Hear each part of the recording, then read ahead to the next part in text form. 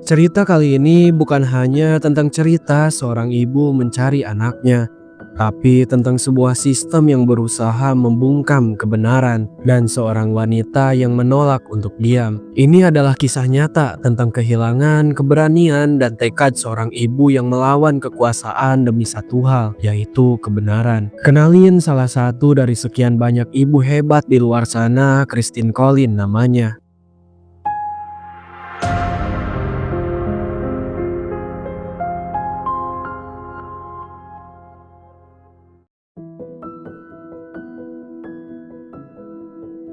Kenalin Christine Collin, seorang single mother yang mempunyai satu-satunya anak bernama Walter Collin.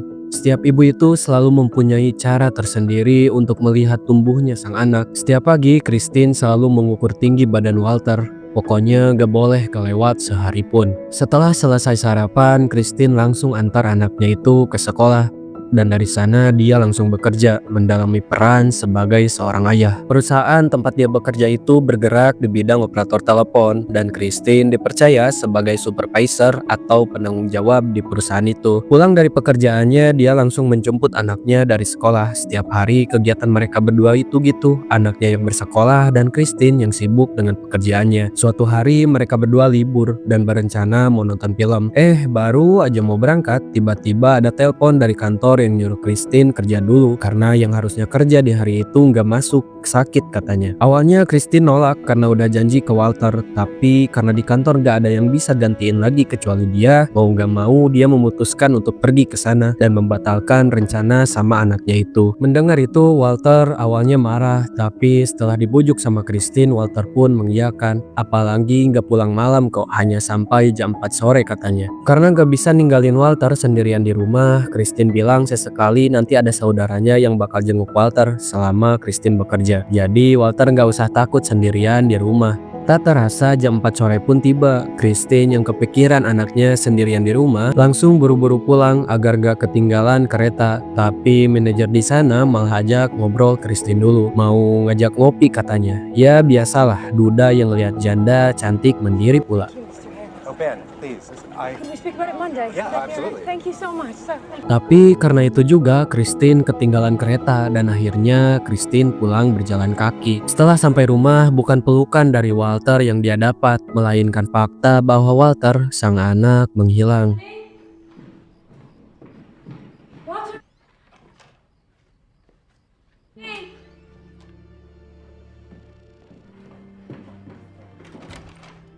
Sir. No, Mrs. Cobb. Walter.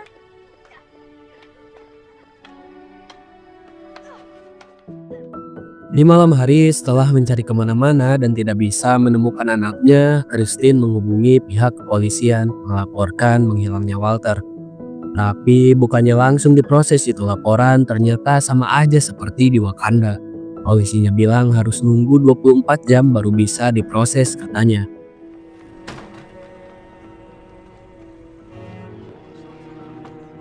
Dua minggu berlalu di salah satu gereja, terlihat seorang pastor bernama Gustav sedang memberikan doa untuk Christine. Gustav itu dikenal sebagai seorang yang vokal menentang ketidakadilan di kota itu. Dia sering menggunakan mimbar gerejanya untuk menyuarakan keprihatinan atas kasus-kasus yang disembunyikan kepolisian. Holland and in the ditches of our cities. Today, the needs of honest citizens are put. Every day, this city sinks deep. Setiap hari, Christine selalu mencari anaknya sampai tak terasa 5 bulan kemudian. Ketika Christine lagi bekerja, seorang kapten yang khusus menginvestigasi kasus hilangnya anak bernama Jones memberi kabar bahwa Walter, sang anak, ditemukan masih hidup. He's alive, Mrs. Cobb. He was in the company of some drifter. We have an APB out for him, but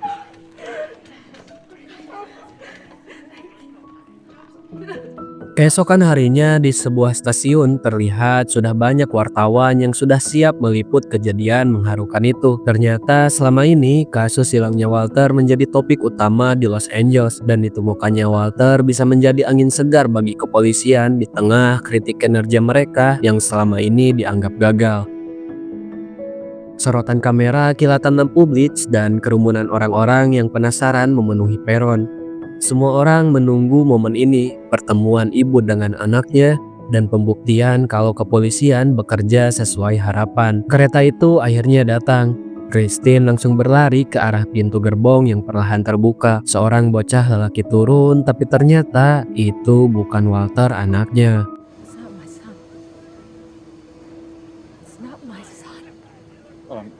Kaget mendengar jawaban Christine, John berusaha meyakinkan dia nggak salah menemukan anak karena dia mencari anak yang sesuai kriteria yang Christine sebutkan. Tapi Christine itu seorang ibu. Dia tahu setiap detail dari anak yang dia besarkan sendirian itu. Meskipun ada kemiripan antara anak itu dengan anaknya, tapi dia yakin anak itu bukan anaknya. John gak peduli itu, dan untuk meyakinkan Christine, dia menanyakan siapa dan di mana anak itu tinggal. Anehnya, anak itu bisa menjawab dengan benar dan bilang Christine itu ibunya, bahkan langsung memeluknya. Media udah nunggu dari jauh. John gak mau kalau kesalahannya ini menjadi bumerang buat dia. Jadi untuk lebih meyakinkan Christine, Jones bilang bisa aja Christine salah karena hilangnya Walter ini udah lama. Pasti ada perubahan fisik yang gak bisa Christine terima. Mendengar itu Christine makin kebingungan dan akhirnya mengiyakan apa yang dikatakan John itu. Jelas Jones kegirangan dan langsung memanggil semua media untuk mengabadikan momen itu. Momen di mana kepolisian bisa mempertemukan kembali ibu dan anaknya yang telah lama hilang. Di rumah jauh di lubuk hati yang paling dalam, Christine yakin anak itu bukan Walter. Ketika lagi mandi, Christine mendengar anak itu terpeleset. Kaget, Christine langsung nyamperin anak itu. Lebih kaget lagi, Christine menemukan fakta bahwa anak itu sudah disunat sedangkan Walter enggak. Untuk lebih meyakinkan lagi, Christine ukur tinggi badan anak itu. Dan ternyata berkurang jauh dari terakhir kali Walter diukur tinggi badannya. Dengan fakta-fakta itu, Christine langsung mendatangi kantor kepolisian. Berniat untuk memberikan informasi yang bisa dijadikan alasan agar Jones dan kepolisian lainnya melanjutkan pencarian anaknya. Tapi dengan keras kepalanya, Jones tetap menolak untuk melanjutkan pencarian Walter. Karena yang dia tahu Walter sudah dia temukan. Jadi buat apa mencari seseorang yang telah dia temukan, katanya. Terjadi perdebatan antara mereka berdua. Dan sebelum Christine pulang dengan menangis, Christine bilang dia nggak keberatan kalau anak yang Jones bawa itu tinggal bersama dia. Permintaan Christine cuma satu, lanjutkan pencarian Walter sebelum suatu hal yang mengerikan terjadi, sebelum semuanya terlambat. Mendengar itu terlihat sedikit perasaan kasihan dari Jones, dan dia langsung menyuruh seseorang untuk mengunjungi rumah Christine. Sore harinya orang suruhan John itu datang, Dr. Tar namanya. Awalnya Christine menyebut dia dengan senang. Karena Christine berpikir Jones mau mendengarkan dia, tapi dugaan dia salah. Dr. Tar datang bukan untuk membantu Christine, tapi membantu Jones untuk meyakinkan Christine bahwa anak itu adalah Walter, anak yang Christine cari selama ini. Dengan pengetahuan dia sebagai dokter, Dr. Tar mencoba untuk menjelaskan semua informasi yang Christine kasih tahu sebelumnya. Dia menjelaskan kalau perubahan fisik yang terjadi itu wajar, karena selama ini Walter dipastikan stres dan itu merubah fisiknya. Tinggi badan yang berkurang itu juga wajar, katanya. Stres yang dialami anak itu membuat tulang sumsumnya menyusut. Untuk disunat itu murni untuk kesehatan. Mungkin itu yang dipikirkan si penculik agar anak itu sehat, katanya. Semua penjelasan ini Dr. Tar bilang berdasarkan ilmu kedokteran yang dia tekuni. Jadi gak mungkin salah, kesalahan terletak di Christine. Dr. Tar malah menyalahkan Christine karena kemungkinan besar sejak anaknya hilang, rasa keibuan Christine juga ikut menghilang. Apalagi seorang wanita melihat semua ini berdasarkan intuisi dan emosi. Jadi berontak ketika melihat perubahan pada anaknya. Mendengar penjelasan sekaligus hinaan Dr. Tar, Christine gak berkutik. Dia cuma bisa diam. Dia cuma bisa ngehulang. Bak pahlawan keberangan, keesokan harinya Gustav menghubungi Christine. Ada yang harus dibicarakan, katanya. Setelah sampai, Christine membaca sebuah koran di mana Dr. Tar menyampaikan pendapatnya. Intinya di koran itu Dr. Tar meyakinkan ke semua orang bahwa tidak ada kesalahan yang dibuat oleh kepolisian. Dia sebagai dokter yang sudah bekerja belasan tahun bisa menjamin itu. dan secara terang-terangan malah menyudutkan Christine. Christine gak habis pikir karena mereka bisa segininya, padahal yang dia mau simple kok. Mereka melanjutkan pencarian anaknya. Gustav menjelaskan para kepolisian menggunakan Dr. Tar sebagai tameng mereka agar masyarakat percaya kalau kepolisian gak melakukan kesalahan. Gustav menambahkan di balik kasus hilangnya anak Christine ini terdapat kasus-kasus besar lainnya yang dia prihatinkan. Selama ini pemerintah terutama kepolisian hanya bisa melakukan kekerasan, penyalahgunaan kekuasaan, intimidasi, bahkan korupsi. Dia bercerita 2 tahun yang lalu kota itu punya ketua polisi baru, namanya Depis. Ketika diangkat, Depis berjanji akan membersihkan kejahatan di kota itu, yaitu dengan cara dia membentuk suatu divisi yang bertugas untuk membunuh semua orang yang melakukan kejahatan. Pokoknya gak ada proses hukum, langsung tembak di tempat. Bukan hanya penjahat yang mereka bunuh, tapi semua orang yang menghalangi jalan untuk mereka tetap berkuasa. Kasus menghilangnya anak bukan yang pertama terjadi. Sebelumnya sudah banyak banget laporan mengenai kasus ini, tapi nggak ada satupun anak yang bisa ditemukan. Dan ditemukannya Walter ini cuma akal-akalan para kepolisian agar bisa mengembalikan nama baik mereka aja. Gustav menambahkan banyak banget ibu di luar sana yang akhirnya cuma bisa diam. Karena itu Gustav menawarkan diri untuk membantu Christine menemukan anaknya, sekaligus mengajak Christine membongkar semua ketidakadilan di kota itu. Awalnya Christine menolak karena dia cuma mau mencari anaknya aja, tapi setelah dibujuk, alhamdulillahnya Christine bersedia. Ini menjadi titik awal perjuangan mereka berdua, karena itu yang mereka butuhkan adalah bukti bahwa anak itu bukan Walter. Untuk mencari bukti itu, tempat pertama yang Christine kunjungi adalah dokter. Bukan tanpa alasan. Dokter yang bernama Dr. John ini adalah dokter yang biasa ngecek Walter kalau dia sakit. Jadi semua catatan medis Walter ada pada John. John menjelaskan terdapat perbedaan yang sangat jauh antara Walter dan anak itu. Dan itu cukup untuk membuktikan kalau anak itu bukan Walter. Christine bertanya apakah John bersedia menuliskan surat resmi yang nantinya bisa dijadikan bukti. John pun menjawab, Pardon my language, but hell yes. Bersamaan dengan anak itu, tempat kedua yang Christine datangi adalah sekolahnya Walter.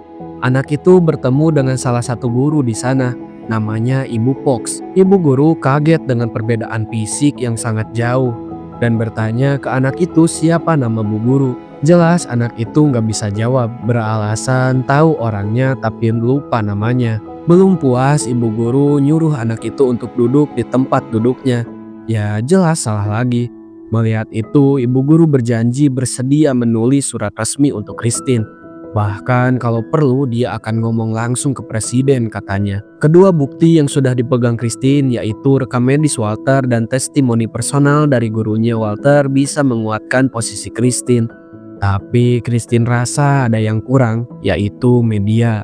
Ya, yang dilakukan Dr. Tar sebelumnya Christine juga melakukannya. Jadi keesokan harinya di depan sekolah Walter, Christine langsung berhadapan dengan media. Dia menceritakan semua yang terjadi selama ini, termasuk kesalahan kepolisian. Dengan tegas, Christine menyampaikan dia sudah memberikan waktu kepolisian untuk melanjutkan pencarian anaknya, tapi mereka menolak untuk melakukannya.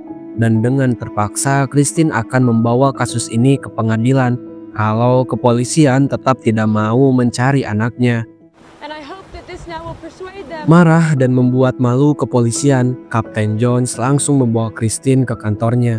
Sesampainya di kantor, bukannya bersedia melakukan lagi pencarian, si bajingan ini malah menghina Christine. Dia bilang kalau Christine adalah ibu yang lalai, ibu yang tidak mau mengurus anaknya, ibu yang sudah keenakan hidup tanpa anak. Sekarang anaknya malah kembali, dan itu membuat Christine terganggu dan tidak mau bertanggung jawab lagi atas anaknya. Hinaan dan cacian semua John sebutkan, tapi Christine tetap tegak dengan pendiriannya. Muak dengan itu, Jones dengan tidak manusiawinya malah memasukkan Christine ke rumah sakit jiwa dengan alasan Christine menderita penyakit gila, berhalusinasi dan membahayakan dirinya sendiri serta orang lain. Mrs. Collins, you still insist that the boy out there is not your son? Yes, I do. You ought to make the following entry. Old son Walter missing. The boy was gone until our quest that he be found. She suffers from paranoia. She may be a threat to herself or others. No, no, please, please. The police are trying to punish me because...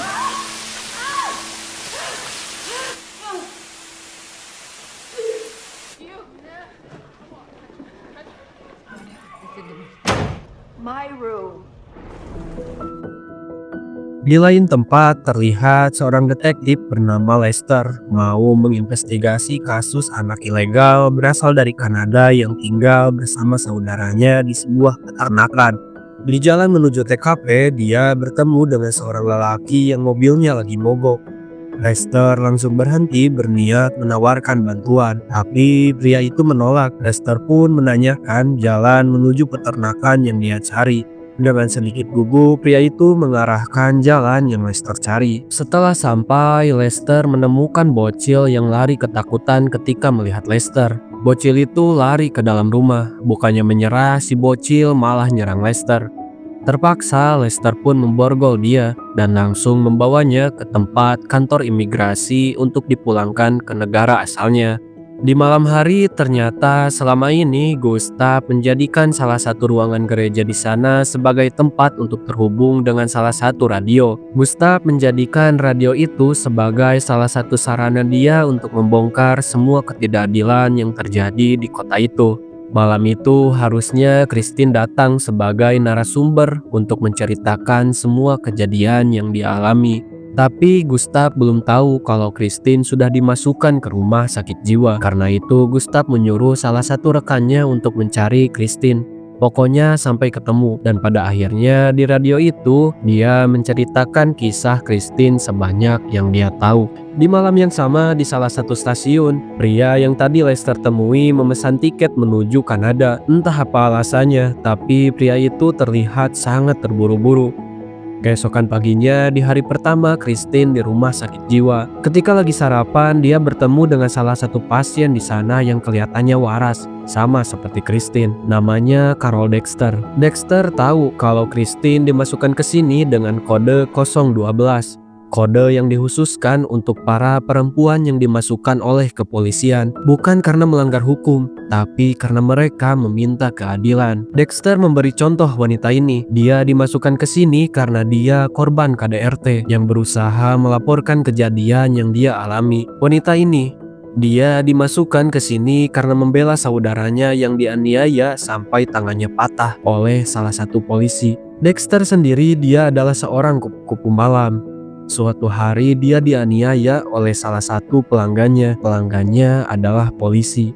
Ironi bukan?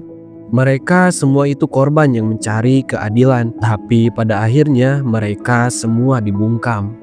Selesai sarapan, Christine bertemu dengan dokter yang bertanggung jawab di sana, Dr. Jonathan namanya. Selain menanyakan hal-hal basic, Jonathan juga menyinggung tentang Walter. Dia tahu kalau Christine dimasukkan ke sini karena dia menuduh polisi melakukan kesalahan dengan sengaja menukar anaknya. Christine membela kalau ia bukan menuduh menukar, tapi karena polisi membawa anak yang salah dan anaknya masih hilang.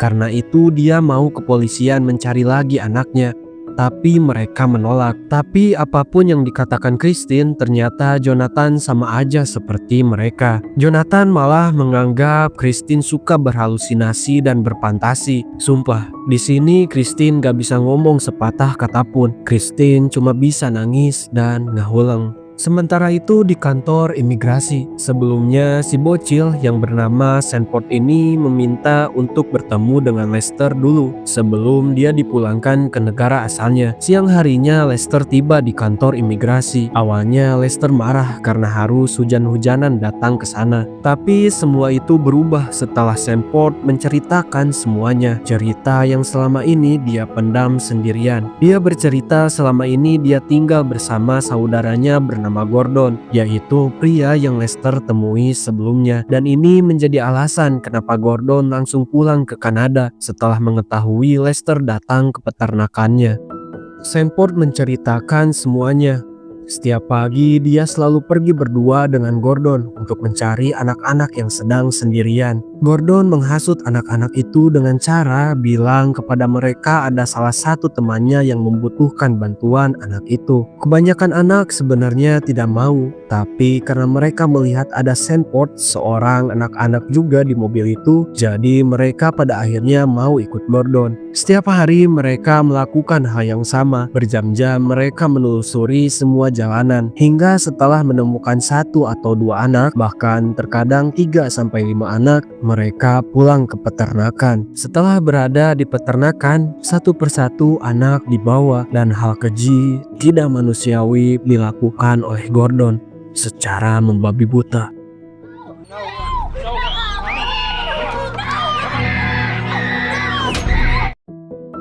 Ngahuleng kaget, tak percaya apa yang diceritakan oleh Sandport.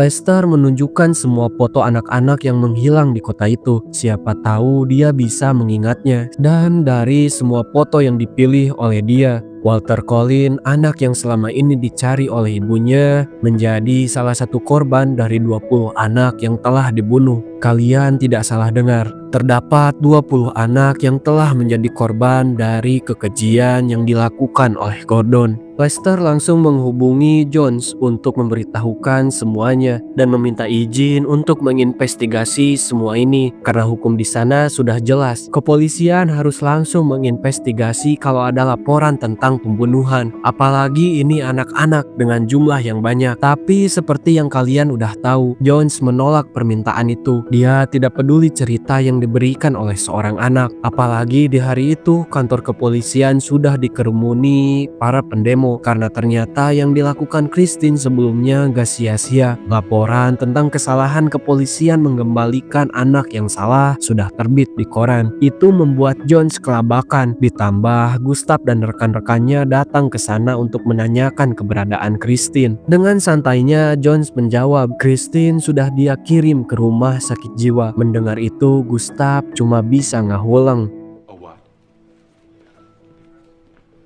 Kembali ke rumah sakit jiwa, ketika mau diberikan obat-obatan, Christine menolak dengan bilang dia nggak membutuhkan obat-obatan itu. Jonathan malah memberikan sebuah surat yang harus ditandatangani Christine. Isi suratnya yaitu Christine mengakui kalau dirinya salah, sedangkan kepolisian benar. Jonathan bilang kalau Christine setuju dengan surat itu, besok pagi juga Christine akan langsung bebas dari sana. Tanpa ragu, Christine langsung menolaknya. Dia marah dan berontak dan membuat suasana menjadi tegang. My son is missing! Dude, she's sedated properly. No! Stop it!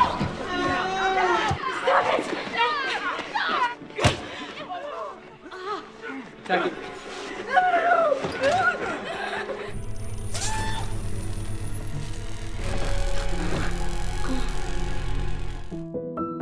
Setelah selesai, Christine menghampiri Dexter, berniat ingin mengucapkan terima kasih karena telah membantunya dan meminta maaf karena itu juga Dexter mengalami hal keji itu. Dexter menjawab itu sudah biasa, jadi Christine tidak perlu khawatir akan hal itu. Dan juga Dexter menyuruh Christine untuk tetap melanjutkan perjuangannya melawan ini semua. Christine cuma bisa mengangguk. Di tempat lain tanpa meminta persetujuan siapapun, Lester tergerak oleh hati nuraninya, memutuskan untuk melakukan investigasi langsung ke peternakan. Ia membawa si bocil bersama 2 orang detektif lainnya. Sesampainya di sana, Lester memerintahkan Sandport untuk menunjukkan lokasi di mana dia menguburkan anak-anak yang telah dibunuh. Dengan perasaan yang campur aduk, dia menggali. Dia terus menggali dengan air matanya. Dia terus menggali dengan rasa bersalahnya. Sampai pada akhirnya muncul sebuah sepatu kecil dengan potongan tulang kaki di dalamnya, disusul dengan potongan badan dan potongan-potongan lainnya. Semua orang di sana tidak percaya apa yang mereka lihat. Lester langsung menyuruh kedua orang itu untuk menghubungi semua tim, dan tak lupa untuk mengumumkan Gordon sang pelaku utama untuk dijadikan buronan dan dilakukan penangkapan secepatnya.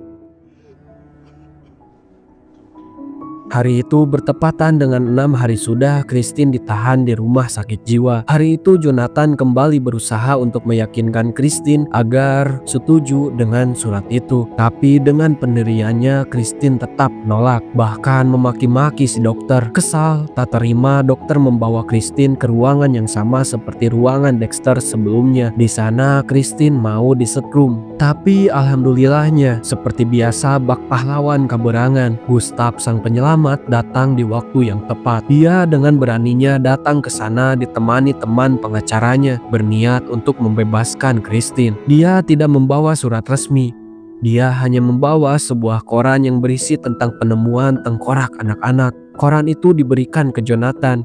Dan alhamdulillahnya gak seperti Jones, dokter ini masih mempunyai hati dan langsung membebaskan Christine hari itu juga. Setelah keluar, seorang ibu yang mendambakan kembalinya sang anak menemui hari terburuknya. Hari itu dia mendengar kabar yang tidak mau dia dengar sama sekali. Christine hanya bisa menangis, seakan bumi berhenti pada porosnya, seakan dunia tidak berlaku adil kepadanya.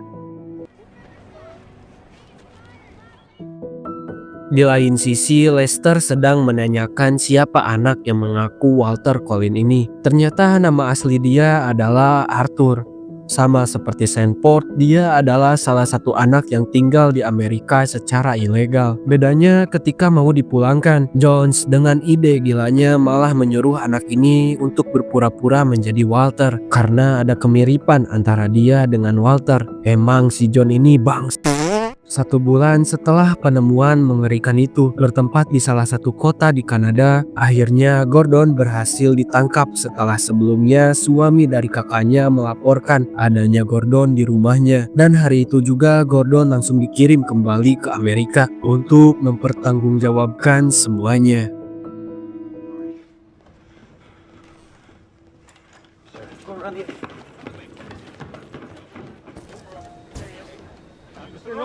Any patient, as some of you know, it was a really pleasant vacation. Avoid capture. Well, I mean, until just recently, didn't even try. Why the police were after you? No, but I figured it'd be a good idea if I no comment. Hari itu Gustav datang ke rumah Christine. Tak sendiri, ia membawa seorang pengacara yang juga sahabatnya, namanya Han. Seorang pengacara berpengalaman yang telah berkecimpung di dunia hukum selama 15 tahun. Han dan Gustav ini satu frekuensi, sama-sama memiliki prinsip untuk bekerja demi menegakkan keadilan, bukan demi uang atau kepentingan pribadi. Karena kagum dengan keberanian Christine, Han menawarkan diri untuk menjadi pengacara Christine secara sukarela. Tentu saja kabar itu disambut dengan senang hati oleh Christine. Baginya ini bukan hanya sebuah bantuan hukum, tapi awal dari babak baru dalam perjuangannya untuk menuntut keadilan yang selama ini dirampas darinya dan orang-orang sekitarnya. Hal pertama yang mereka lakukan adalah membebaskan semua wanita yang dimasukkan ke rumah sakit jiwa dengan kode 012. Masih ingat kode yang dikhususkan untuk wanita yang dimasukkan oleh kepolisian? Dengan gagahnya pengacara Han bilang, "Kumaha mun aing nyarenteng, sahan wae ngelawan."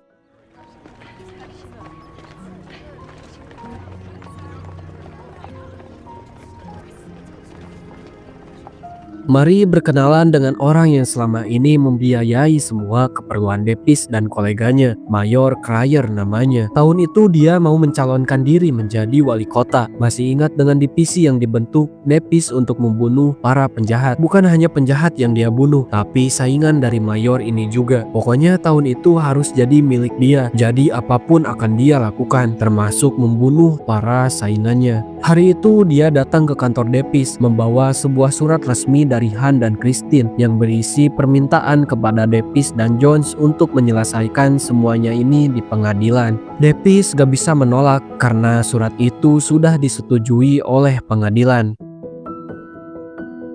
Hari persidangan yang telah lama dinanti akhirnya tiba. Bukan hanya Christine, Gustav, dan Han yang datang ke pengadilan hari itu, Tapi ratusan bahkan ribuan masyarakat dari berbagai penjuru kota juga ikut berdatangan. Mereka memenuhi halaman dan jalanan sekitar gedung pengadilan, membawa spanduk, poster, dan suara-suara yang selama ini dikubur dalam diam. Itu adalah demo terbesar yang pernah terjadi di kota itu. Semua mata tertuju pada perjuangan Christine. Dengan keberanian dan keteguhan hatinya, Christine berhasil membangkitkan semangat orang-orang yang selama ini dibungkam. Mereka yang terlalu lama dipaksa untuk menerima ketidakadilan tanpa bisa berbuat apa-apa. Dan hari itu mereka datang membawa satu suara yang sama, yaitu melawan.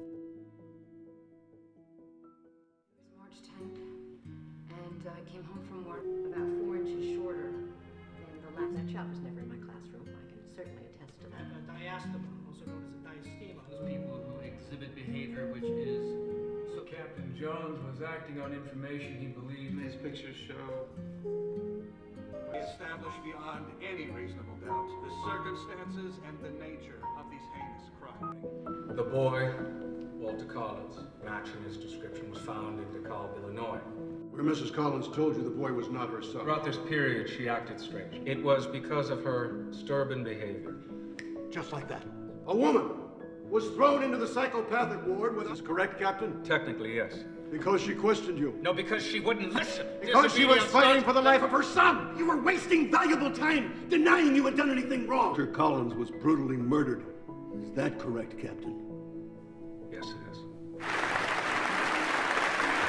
I recommend that the suspension of Captain Jones be made permanent. Order! This hearing is concluded.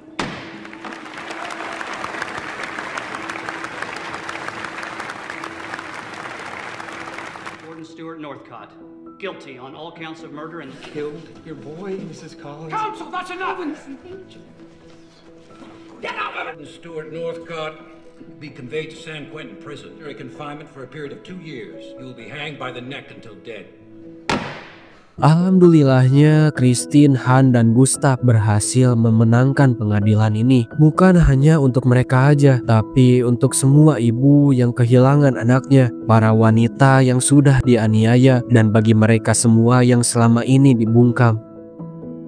30 September 1930. Selama 2 tahun terakhir, Christine terus menjalani hidupnya dengan satu harapan bahwa anaknya masih hidup di luar sana. Dia tetap percaya karena selama ini pihak kepolisian sama sekali belum bisa menunjukkan bukti apapun tentang keberadaan jasad anaknya. Selama 2 tahun itu juga Gordon masih ditahan menunggu hari eksekusinya, dan besok lusa Gordon dijadwalkan untuk digantung. Tapi tepat di hari itu, Han datang membawa kabar yang gak pernah Christine duga sebelumnya. Dia bilang Gordon mau bertemu Christine sehari sebelum dia dieksekusi. Katanya dia ingin mengakui semua kesalahannya. Dia ingin mengakui kalau dia memang membunuh Walter Collins. Meskipun berat buat Christine, tapi di sisi lain itulah yang selama ini dia tunggu-tunggu, yaitu kepastian. Karena selama ini Christine hidup tanpa kepastian, baik dari kepolisian maupun dari Gordon itu sendiri.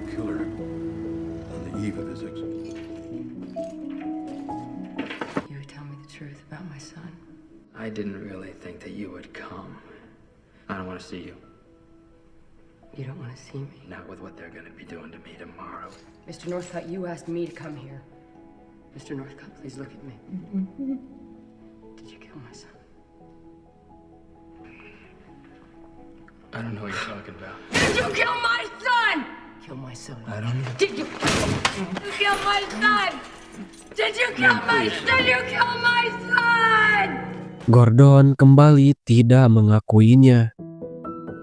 Keesokan harinya, Gordon akhirnya mempertanggungjawabkan semua kekejiannya di dunia. Hari itu dia berjalan pelan menuju tiang gantungan. Langkah demi langkah terasa berat dan wajahnya pucat ketakutan. Semua mata tertuju kepadanya. Di antara kerumunan itu ada para orang tua dari 20 anak yang telah dia bunuh tanpa belas kasihan. Suasana hening. Hanya suara langkah Gordon yang terdengar. Tangga menuju tiang gantungan itu seakan jadi jalan paling panjang dalam hidupnya. Dan untuk pertama kalinya si psikopat itu benar-benar ketakutan. Tak ada lagi senyum sinis, tak ada tatapan bengis di wajahnya. Dia tahu Detik itu adalah akhir dari semuanya.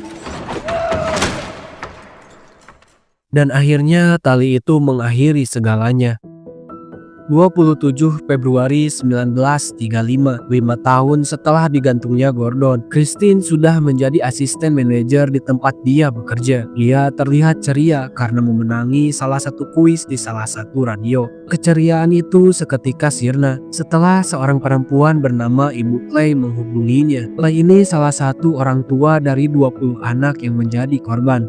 Ibu Clay bilang Christine harus datang ke kantor polisi karena baru tadi kepolisian menghubunginya kalau mereka menemukan seorang anak. Dia juga mau berangkat sekarang katanya. Setelah sampai dengan air mata kebahagiaan, Clay menyambut Christine. Bukan Walter Collin yang polisi temukan, melainkan David, anak dari Clay. David menceritakan apa yang terjadi di hari dia diculik oleh Gordon. Dia diculik dengan 4 anak lainnya. Salah satunya yaitu Walter Collin. Di malam hari ketika semuanya sudah senyap, Walter dan 1 anak lainnya bernama Jeffrey menemukan sebuah kawat yang bisa terangkat dan itu menjadi celah untuk mereka kabur dari sana. Kaki David awalnya tersangkut, tapi Walter balik lagi untuk membantu David. David bilang itu terakhir kalinya dia melihat Walter dan Jeffrey. Karena malam itu mereka berlarian secara terpisah tak tahu arah. Selama 5 tahun ini dia tinggal bersama orang lain. Dia takut untuk pulang. Setiap hari dia selalu membayangkan di jendela tiba-tiba muncul Gordon untuk menangkapnya. Apalagi setelah dia mendengarkan radio tentang kasus di peternakan. Dia memilih untuk diam, tidak menceritakan ke siapapun. Dia hanya takut semua orang menyalahkan dia atas kematian anak-anak lainnya. Dan alasan dia pulang sekarang karena dia merindukan ibu dan ayahnya. Dia hanya ingin pulang. Dia hanya ingin memeluk orang tuanya.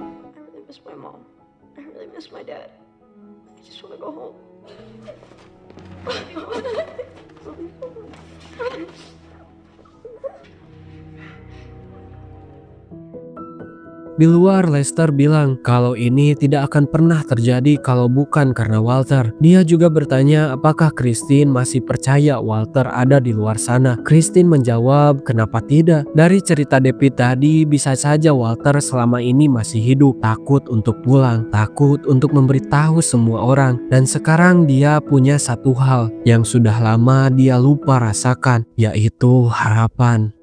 Dan film pun tamat.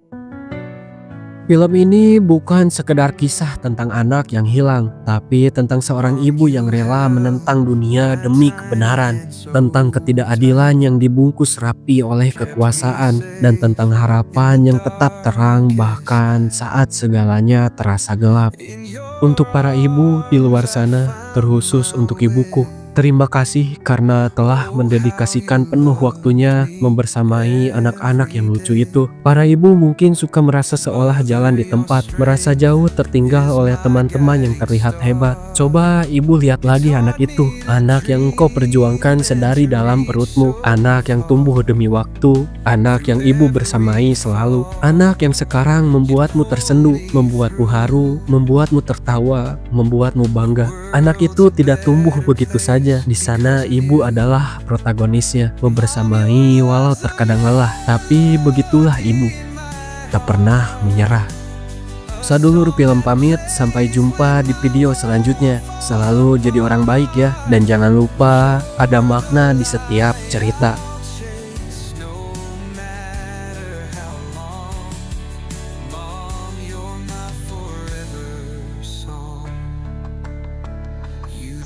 The tears that painted my face.